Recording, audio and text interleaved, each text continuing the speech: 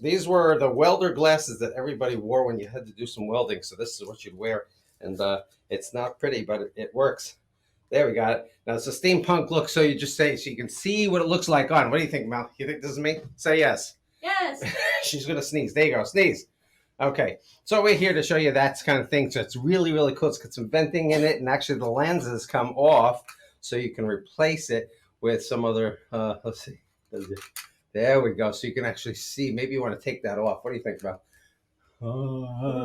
It's kind of creepy, but there you have it right there. If you want a pair of welder glasses, these are genuine fake welder glasses that are great for a look and for your steampunk look that everybody seems to want these days. So genuine fake.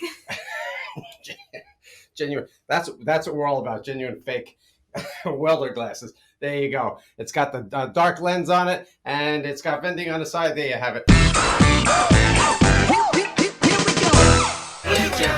Come to Jammin' Leather. Ha ha ha ha ha.